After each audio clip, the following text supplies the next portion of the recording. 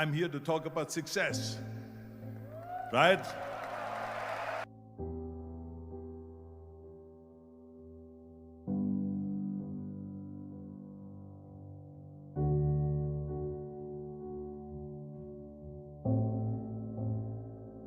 The first rule of success is to have a vision.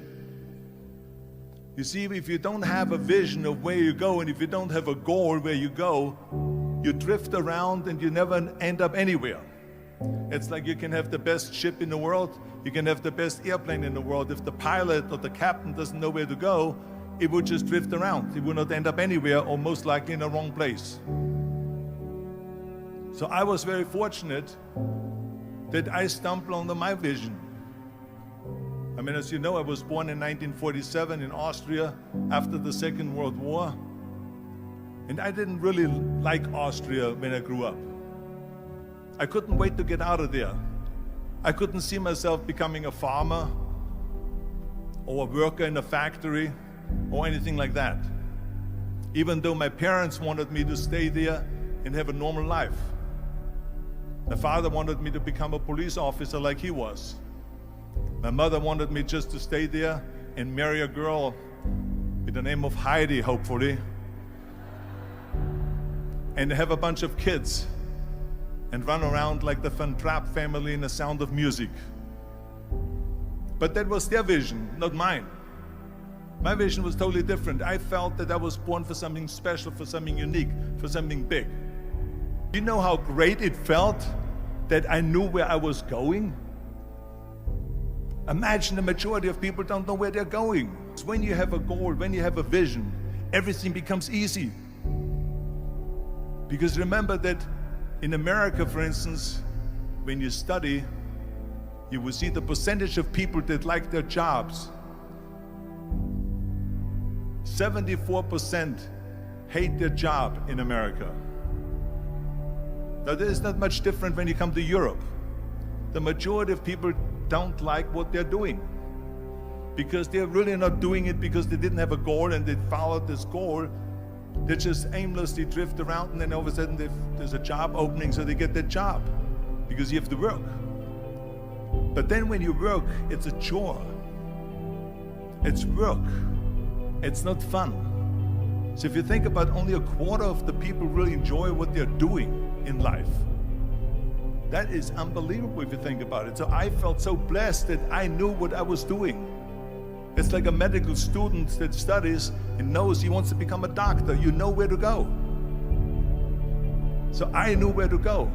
So people always ask me, when they saw me in the gym in the pumping iron days, they say, why is it that you're working out so hard? 5 hours a day, 6 hours a day, and you have always a smile on your face. The others are working out just as hard as you do, and they look sour in the face. Why is that? And I told people all the time, I said, because to me, I'm shooting for a goal. In front of me is the Mr. Universe title.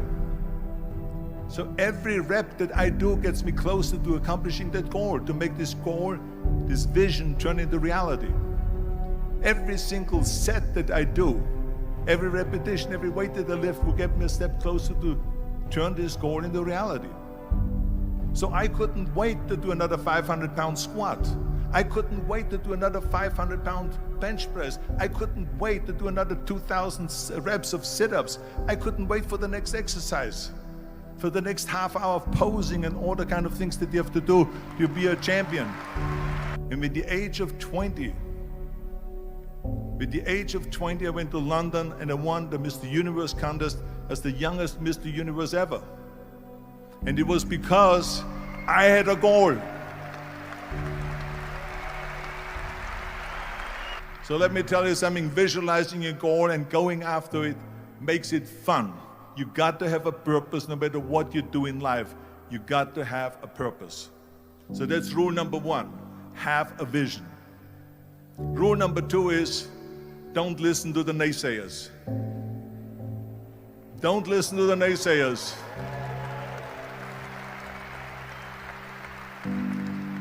Everything I ever did, the thing that I heard out of people's mouth was, that's impossible. that can't be done or no. So whenever someone said to me, it can't be done, I heard it can be done. When they said no, I heard yes. And when they said it's impossible, I heard it is possible. I'm a strong believer of what Nelson Mandela said, that everything is always impossible until someone does it. Well, I'm going to be the one, I said to myself, I'm going to do it and I'm going to show it to them. Maybe it has never been done before. That's perfectly fine with me. But I'm going to do it. And I did not listen to the naysayers. The next thing, the third point that I'm going to make to you is, before we sit down with Jürgen and talk about the rest of the three, is work your ass off. There is no magic pill. There is no magic out there.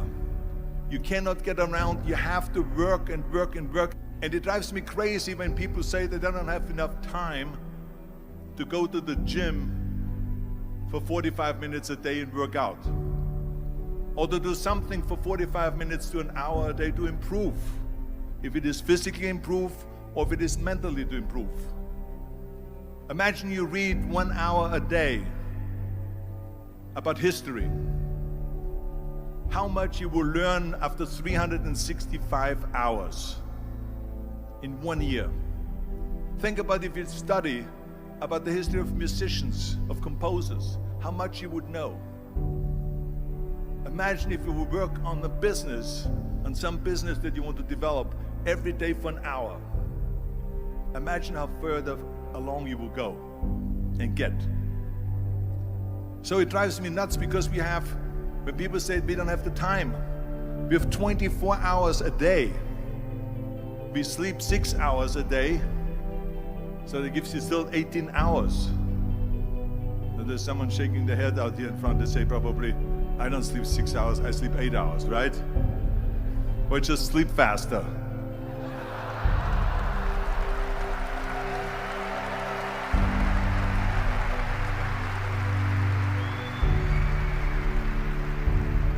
So we have 18 hours a day. The average person works around 8 to 10 hours. So let's assume it's 10 hours, so if you have 8 hours left, then you travel around an hour a day, maybe 2 hours a day. So now you have still 6 hours left. So what do you do with these 6 hours? What do you do with these 6 hours? Then we eat a little bit, then we schmooze a little bit, talk a little bit to people and all that stuff. But you can see how much time there is available if you organize your day. So you got to work hard. I mean, let me tell you something. When I went to America, I went to college. I went and worked out 5 hours a day. And I was working on construction. Because in those days in bodybuilding, there was no money. I didn't have the money for food supplements or anything. So I had to go to work. So I worked on construction. I went to college. I worked out in the gym, and at night, from 8 o'clock at night to 12 midnight, I went to acting class 4 times a week. So I did all of that. There was not one single minute that I wasted. I became very friendly with Muhammad Ali in the 70s. And Muhammad Ali worked his butt off. And I saw it firsthand. And I remember that there was a sports writer that was there in the gym when he was working out and he was doing sit-ups. And they asked him, how many sit-ups do you do? And he said, I don't start counting until it hurts. Now think about that. He doesn't start counting his sit-ups until he feels pain. That's when he starts counting. That is working hard. And so you can't get around the hard work. It doesn't matter who it is. As a matter of fact, I believe what Ted Turner said, work like hell and advertise.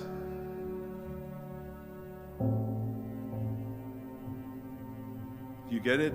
Work like hell, go to bed, and early to rise, work like hell and advertise. So you work your ass off, and then you let the world know about your work. That's what it is all about. Let people know. If you have a company, if you have a movie, if you do a sports, work your ass off, but then advertise and let everyone know. I hate plan B. And I tell you why. Because we have so many doubters, as I've said earlier, the no-sayers.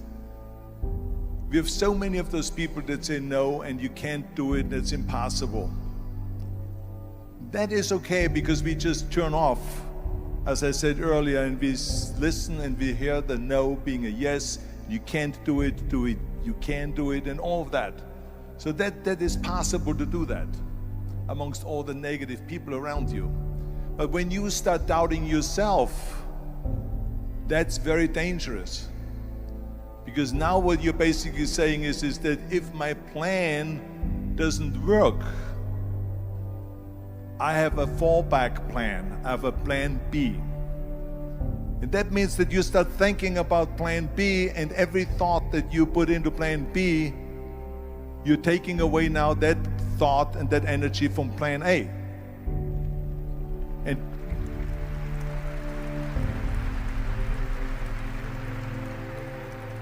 And it's very important to understand that we function better if there is no safety net, because plan B becomes a safety net. It says that if I fail, then I fall and I get picked up and I have something else there that will protect me. And that's not good, because people perform better when there's no safety net. People perform better in sports and everything else if you don't have a plan B. To me, it is very dangerous to have a plan B, because you're cutting yourself off from the chance of really succeeding. And the reason, one of the main reasons why people want to have a plan B is because they are worried about failing. What is if I fail, then I don't have anything else? Well, let me tell you something, don't be afraid of failing, because there's nothing wrong with failing. You have to fail in order to climb that ladder. There's no one that doesn't fail. We all fail. It's okay.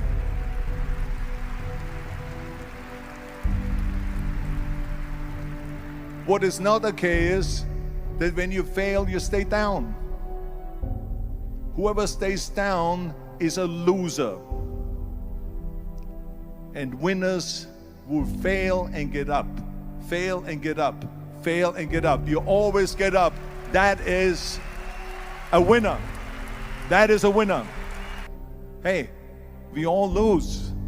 We all have losses. This is okay. And this is why I say don't be worried about losing, because when you're afraid of losing, then you get frozen. You get stiff. You're not relaxed.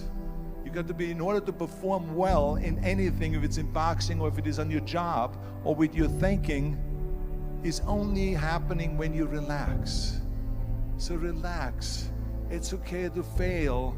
Let's just go all out and give it everything that you got. That's what it is all about. So don't be afraid to fail. This is one of my 6 rules to success.